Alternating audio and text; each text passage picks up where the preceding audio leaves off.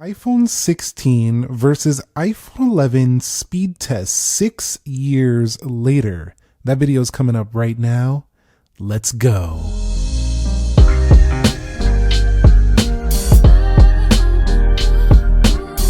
So what is up, guys? Nick here, helping you to master your technology, and welcome back to the channel. Let's go ahead and begin this speed test with a boot up in 3, 2, go, and see which one can get there first.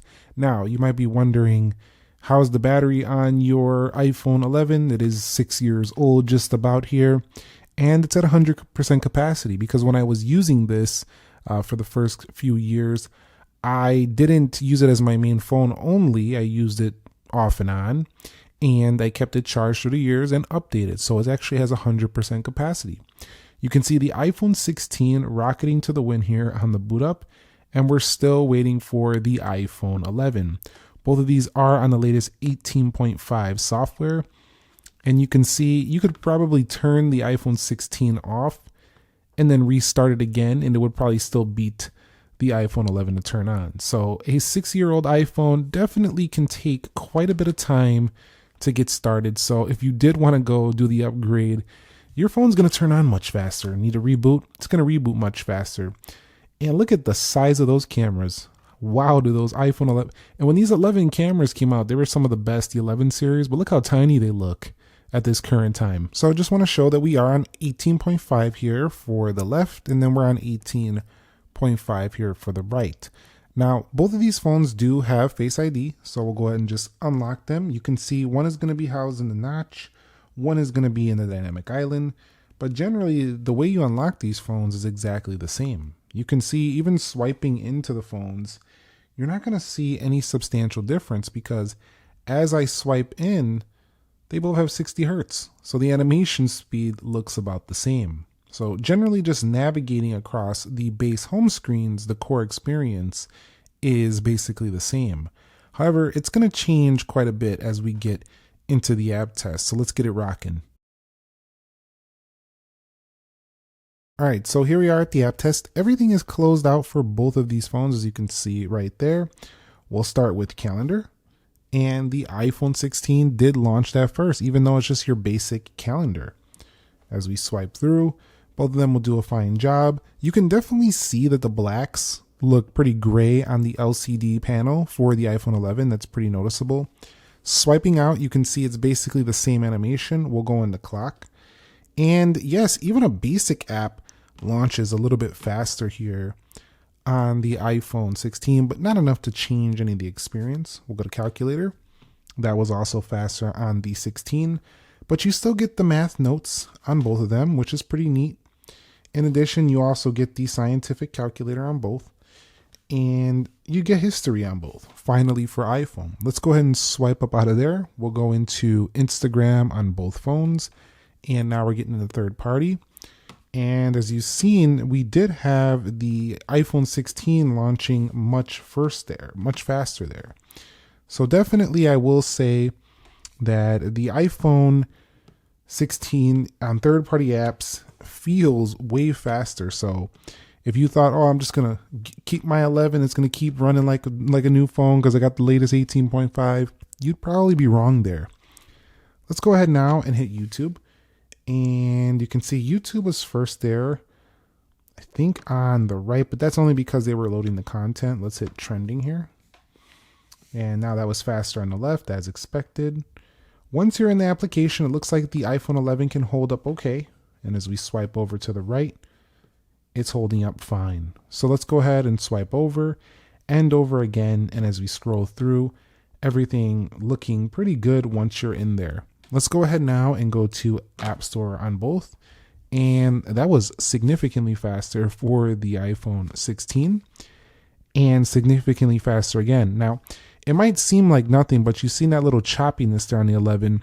This is starting to, that over time, those little micro stutters and also that slower launch, I think in 2025 would actually irritate some people, simply because those little things add up throughout the day when you're trying to get things done.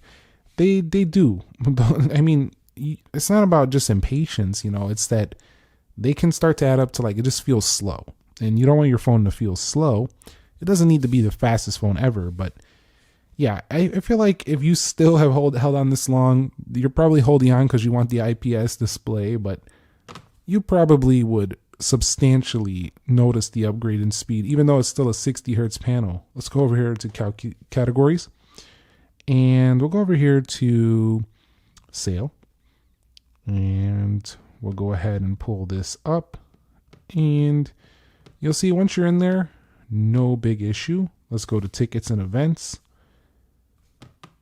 And as we scroll through, everything's fine. We'll go back out and we'll swipe up out of there. Let's go into games now. Now I think the iPhone 16 might pull way ahead here, like way ahead. And there it is, as I expected. And this is just the start. We're just starting here with the basic game.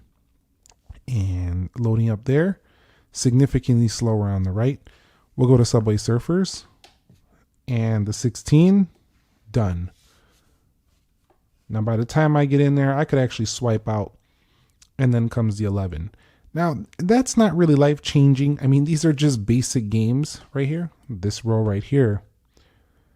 But if you do enjoy playing games, as these apps continuously to get updated, the 16 is definitely the way to go, clearly. I mean, it's not like you didn't know this, but, you know, you would think that a lot of times people think that the iPhones are just going to stay fast forever because they always get the updates, but they don't usually, actually. It seems like once they get to be about, in my experience, once they get to be about 4 to 5 years old, they start to slow down with updates, which I'm not a fan of. Call of Duty did launch first there on the left. It's going to log me out for being in the same account here. But then it comes over here to the iPhone 11. But it did win on the 16 by a good margin. That's why it popped it open first over there. Let's go ahead and swipe up out of here. So I cannot launch PUBG because I'm out of storage space on the iPhone 11. Just had to make that known. I ran out of storage. So it actually will not let me open that game due to heavy downloads. This is a 64 gig. Yeah, back in the day, 64 was like a base entry phone. And it just didn't hold up. I'm out of storage. So you definitely need to consider your storage purchases when you're going long term. Let's go into the Geekbench 6, and you can see this is clocked in at 4.04 gigahertz, twice the RAM, almost twice the clock speed. So we should be expecting almost twice the performance. You see much faster there for the 16 and then the 11. Let's go to the 3D Mark, faster on the left, and then the 11. We'll go to iMovie, faster on the left, and then the 11. And Luma, and that was faster on the left, preparing, and now the 11.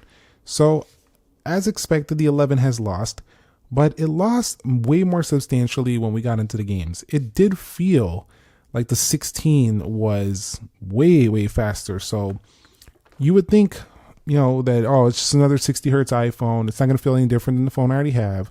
Well, in this case, it definitely does feel huge 6 years later on the iPhone 16, iOS 18.5. So I do think the latest software is actually starting to slow down the 11 experience, if I'm being honest.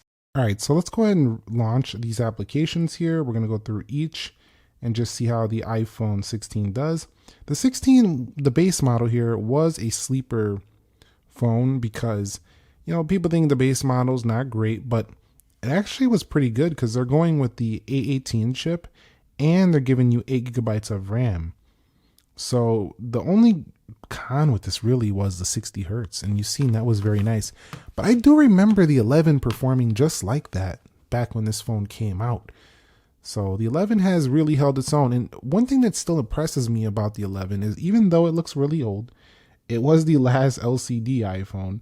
I do think, well, the last bigger one, we had the SE, but I do think this phone really held up very well over time. So even though I'm showing it in a speed test, it tends to reload things. It can get a little stuttery. It's still a very usable phone here in 2025. You can get by. You definitely can. Is it going to be a great experience? Probably not if you want to do heavier things, but for your casual apps, you got the latest software you can download. You can use social media, has a good camera still. Still a very usable phone. You could watch Apple TV Plus on here. You can get by with it for sure. It's not like it's unusable. That's pretty impressive being that it's 6 years old. This probably would still be usable in the next 2-3 years. So that just shows the extensive longevity of the Apple iPhone. So that was pretty decent on the reloads, but it wasn't like amazing because we were reloading most of the games here. It just was holding the basic stuff pretty well. So interesting score here. We actually have a single core that is almost as good as the 11's multi-core for the 16. Now if we take a look, 8254 on a multi-core. This thing does feel like twice the performance, and that's kind of what it is. You would think 6 years later it would be more like 3 times the performance, but it's more like 2.5 times the performance. So definitely noticeable. Like I say, in the real world practice day to day, I just noticed that the 11 feels a little bit more janky than it used to be. It's just a little bit more stuttery, especially on reloads of applications and when you're kind of like navigating through a lot of stuff. Let's go ahead and take a look now at the wildlife, and we'll go do a wildlife extreme test. It's going to be a 1-minute test to go ahead and see what kind of graphics performance we're capable of. Let me hit start on both. And as they run through this process, we'll be back and see what kind of frame rates we can expect during our gaming. And you can see that the iPhone 16 can pull in at 22.2 FPS here and 3702 on the final score. We also have 7.5 FPS, which is really horrible, and 1260 over there. This only scores better than 23% of devices on the entire market. So that means 87% of phones are faster than the iPhone 11 at this point. Only 22% are faster than the iPhone 16. But the iPhone 16 is nowhere near the top dog either, but it's still a market improvement over the iPhone 11. So let's go ahead now and launch the cameras. So I'm going to go ahead and pull in my microphone right here so we can use that as a prop. And let's go ahead and see how fast they can launch these cameras in 3, 2, go. And you can see even taking a photo. So something that's actually quite useful is, you don't want to miss a moment. So let's go ahead and click that again. You could see that it was faster for the iPhone 16. We'll do that again. And both of them pretty good on the third launches, but on that initial launch, they definitely were going to the 16. So yeah, if you guys want to go ahead and upgrade for camera speed and quality, that's going to be great as well. So this test proved that 6 years later, oh man, this thing is warm too. Let me go ahead and check the temperature here while we're at it on the iPhone 11. So we'll see if we'll see where it's the hottest point. 110 degrees. So our highest point was about 110.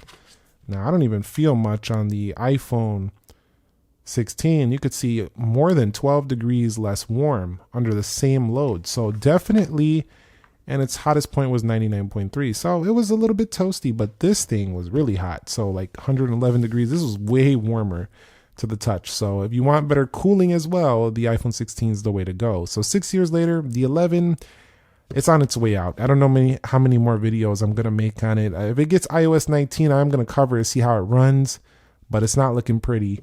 And let me confirm that I did have 100% maximum capacity on the battery before you say your battery shot. That's why your phone is lagging up. My iPhone doesn't run like that, blah, blah, blah. Your iPhone, go take your iPhone and compare it to a 16 or any of the newer iPhones. You'll see a difference. You can see maximum capacity 100%. So I'm gonna head up out of here. Thank you very much for watching. Thumbs up if you enjoyed it and subscribe for more comparisons and speed tests. I'll catch you on the next episode. Nick here. Be sure to be well and peace.